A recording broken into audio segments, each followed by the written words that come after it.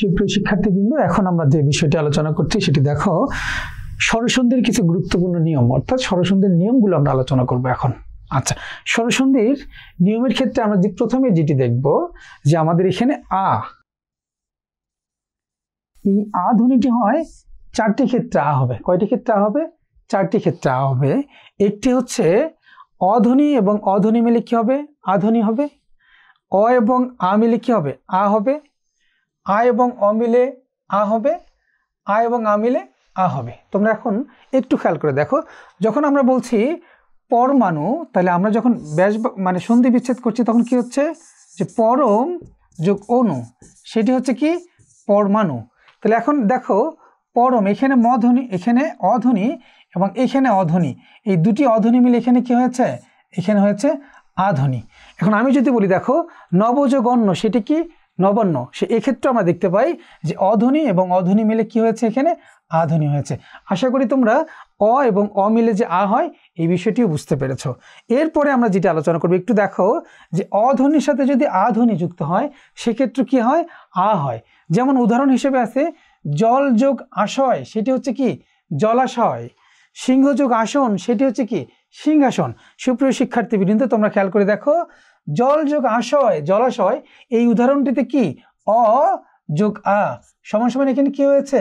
আ হয়েছে। সিংহ যোগ আসন, সেটি হয়েছে কি? সিংহাসন। এই ক্ষেত্রে তোমরা দেখো যে অ যোগ আ সমান সমান কি হয়েছে? এখানে আ হয়েছে। অর্থাৎ আমরা আগেই বলেছি সন্ধি কিন্তু বর্ণের মিলন না, সন্ধি হচ্ছে কিসের মিলন? ধ্বনির মিলন। এই বিষয়টি তোমাদের খেয়াল রাখতে হবে। এরপরে দেখো আ যোগ অ সমান সমান কি? আ। আ যোগ অ সমান সমান কি? আ। যেমন আমি যদি বলি দেখো, এটি আমরা আগেও আলোচনা করেছিলাম, আশা যোগ অতীত, সেটি কি হচ্ছে? আশাতীত। তাহলে দেখো আশা, আশা যোগ অতীত, সেটি কি হচ্ছে বাবা? সেটি হচ্ছে আশাতীত।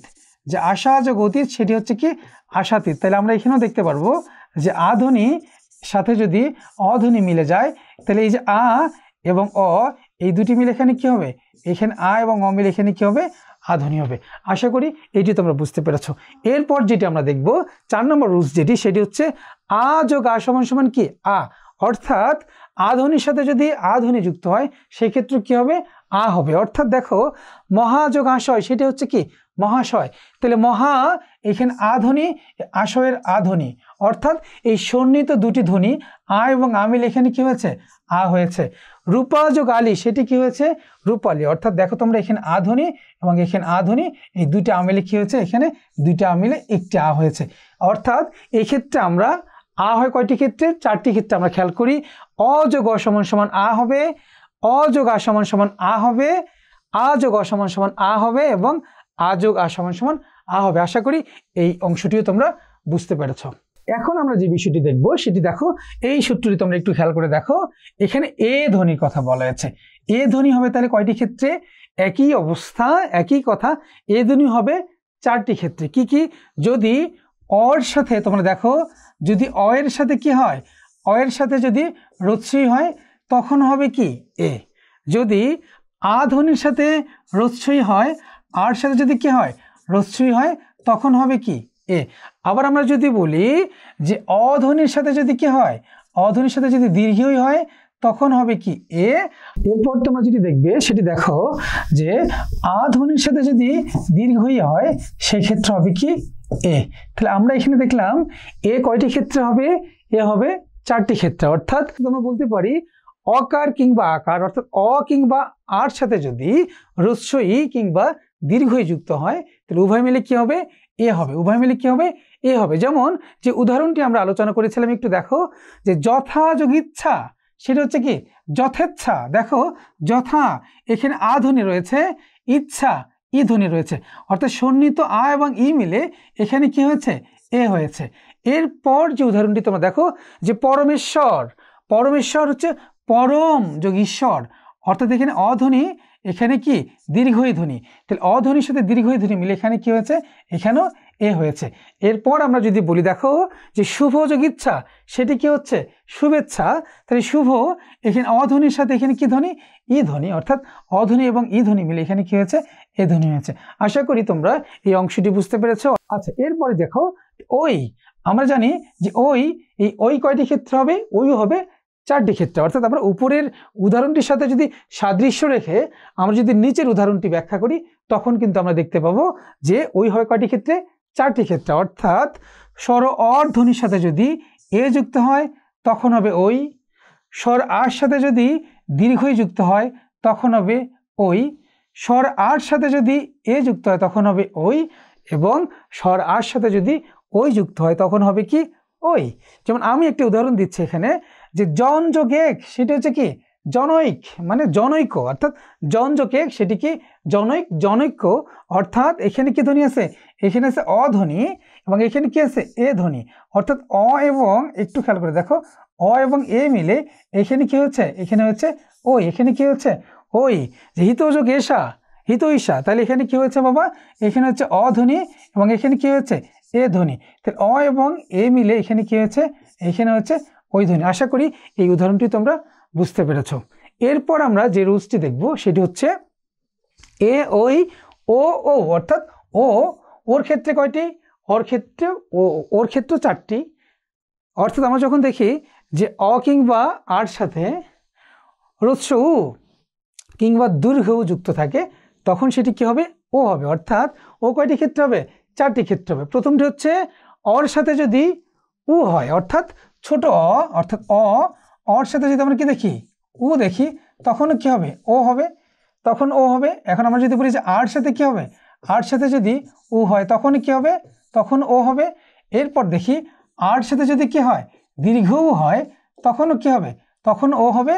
আর আমরা যদি বলি যে আর সাথে যদি আমরা কি দেখি হ্রস্ব উ হয় তখনও কি হবে, তখনও ও হবে। অর্থাৎ ও চারটি ক্ষেত্রে হবে। ও যেমন ধরো যে উদাহরণগুলো এখানে আমাদের দেয়া আছে বোর্ডে, একটু দেখো, যে সূর্য যোগ উদয় সেটি হচ্ছে কি সূর্যোদয়, যে সূর্য যোগ উদয় সেটি কি সূর্যোদয়। অর্থাৎ আমরা এখানে দেখি এখানে অধ্বনি, কি ধ্বনি, এখানে অধ্বনি আর এখানে কি ধ্বনি, উ ধ্বনি। অর্থাৎ অ এবং উ মিলে কি হয়েছে, ও হয়েছে, কি হয়েছে, ও হয়েছে।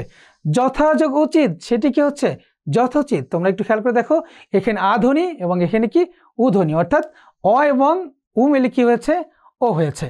যথাযোগ উপযুক্ত, যথোপযুক্ত, অর্থাৎ এখানে আধ্বনি এরপরে কি ধ্বনি, হ্রস্ব উ ধ্বনি, অর্থাৎ আ এবং হ্রস্ব মিলে কি হয়েছে, ও হয়েছে। আশা করি এই সূত্রটিও তোমরা বুঝতে পেরেছ।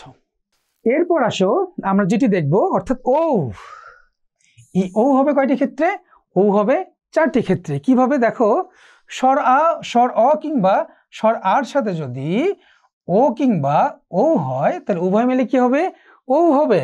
অর্থাৎ দেখো, স্বর অর সাথে যদি ও হয় তখন ও হবে, স্বর আর সাথে যদি ও হয় তখন ও হবে, স্বর আর সাথে যদি ও হয় তখন ও হবে, এবং স্বর আর সাথে যদি ও হয় তখনও কি হবে, ও হবে। যেমন উদাহরণটি খেয়াল করে দেখো, যে পরম ঔষধ, সন্ধি বিচ্ছেদ করলে কি দাঁড়াচ্ছে, পরম যোগ ঔষধ, সেটি হচ্ছে কি পরম ঔষধ। অর্থাৎ পরম, ময়ের সাথে কি আছে অধ্বনি, এখানে অধ্বনি এবং এখানে কি ঔধ্বনি, তাহলে অধ্বনি এবং ঔধ্বনি মিলে কি হয়েছে, ও হয়েছে। মহৌষধ, তাহলে মহা, এখানে আধ্বনি এবং এখানে ঔধ্বনি, অর্থাৎ আ এবং ও মিলে কি হয়েছে, ও হয়েছে। এরপর দেখো বনযোগ ঔষধি, সেটা হচ্ছে কি বন ঔষধি, অর্থাৎ এখানে অধ্বনির সাথে কি হয়েছে, এখানে ও হয়েছে। অর্থাৎ অ এবং ও মিলে এখানে কি হয়েছে, এখানে হয়েছে ও হয়েছে। আশা করি এই নিয়মটিও তোমরা বুঝতে পেরেছ। সুপ্রিয় শিক্ষার্থীবৃন্দ, এখন তোমরা খেয়াল করে দেখো, এখন আমরা আলোচনা করব হচ্ছে দীর্ঘ উ। এই দীর্ঘ উ এটি হবে কয়টি ক্ষেত্রে, এটিও হবে চারটি ক্ষেত্রে। অর্থাৎ হ্রস্ব উর সাথে যদি হ্রস্ব হয় তখন হবে দীর্ঘ উ, হ্রস্ব উর সাথে যদি দীর্ঘ হয় তখন হবে কি দীর্ঘ উ, যদি দীর্ঘ উর সাথে হ্রস্ব হয় তখন হবে কি দীর্ঘ উ, যদি দীর্ঘ উর সাথে দীর্ঘ উ হয় তখনও হবে কি দীর্ঘ উ। অর্থাৎ এখানে আমরা দেখব কয়টি রুলস, চারটি রুলস। অর্থাৎ ও হবে, দীর্ঘ উ হবে কয়টি ক্ষেত্রে, দীর্ঘ উ হবে চারটি ক্ষেত্রে। এখানে তোমরা উদাহরণগুলো খেয়াল করো, যে বোধোৎসব, তাহলে বধূ যোগ উৎসব সেটিকে হচ্ছে বোধ উৎসব। তাহলে এই উদাহরণটি আমরা দেখব, বধূ দীর্ঘ উ ধ্বনি আছে শেষে, এরপরে উৎসব, উৎসবের হচ্ছে হ্রস্ব উ, তাহলে দীর্ঘ উ এবং হ্রস্ব উ মিলে আমরা দেখব বোধোৎসব সমান সমান কি হয়েছে, দীর্ঘ উ হয়েছে। এরপরে খেয়াল করে দেখো যে ভূ যোগ ঊর্ধ্ব সেটা হচ্ছে কি ভূর্ধ্ব, অর্থাৎ দীর্ঘ উ সাথে কি যোগ হয়েছে, দীর্ঘ উর সাথে যোগ হয়েছে দীর্ঘ উ। দীর্ঘ এবং দীর্ঘ মিলে কি হয়েছে, দীর্ঘ উ। এরপরের যে উদাহরণটি আমরা দেখবো, দেখো কি লেখা আছে যে হ্রস্ব উকার কিংবা দীর্ঘ উকার, অর্থাৎ হ্রস্ব উকার এবং দীর্ঘ উকার পর যদি হ্রস্ব উকার কিংবা দীর্ঘ উকার ভিন্ন অন্য স্বর থাকে, অর্থাৎ হ্রস্ব এবং দীর্ঘর পর যদি হ্রস্ব কিংবা দীর্ঘ ছাড়া অন্য কোনো স্বরধ্বনি থাকে, তাহলে কি হবে, সেক্ষেত্রে হ্রস্ব ইকার কিংবা দীর্ঘ উকার এর ক্ষেত্রে কি হবে, এর স্থানে কি হবে, বফলা হবে। কি হবে, বফলা। তোমরা এই উদাহরণটি খেয়াল করে দেখো যে তন্নি, এই যে বফলার ক্ষেত্রে উদাহরণটি তোমরা দেখো, তাহলে কি বলা হয়েছে যে তনু, তাহলে তনুর এখানে কি আছে, উ, এরপরে কি আছে, দীর্ঘ ই। আমাদের বলা হয়েছে যে হ্রস্বর পরে যদি হ্রস্ব কিংবা দীর্ঘ ভিন্ন অন্য স্বর থাকে, তাহলে এখানে অন্য স্বরটা কি হয়েছে, দীর্ঘ ই, অন্য স্বর হয়েছে। সেক্ষেত্রে আমাদের উভয় মিলে কি হবে, উভয় মিলে হবে বফলা। দেখো উভয় মিলে এখানে কি হচ্ছে, বফলা। সুযোগ অল্প সেটি হচ্ছে কি স্বল্প। এই উদাহরণটিতে আমরা দেখি এখানে উ, সু এর এখানে আমরা দেখি সু, উ ধ্বনি যোগ অল্পর এখানে কি অধ্বনি, অর্থাৎ এখানে হ্রস্বর পরে কি রয়েছে, অ রয়েছে। তাহলে আমরা দেখব হ্রস্বর পরে যদি হ্রস্ব কিংবা দীর্ঘ ভিন্ন অন্য স্বর থাকে, তাহলে সেখানে হ্রস্ব এবং দীর্ঘের স্থলে কি হবে, বফলা হবে। তাহলে এখানে দেখো বফলা হয়েছে।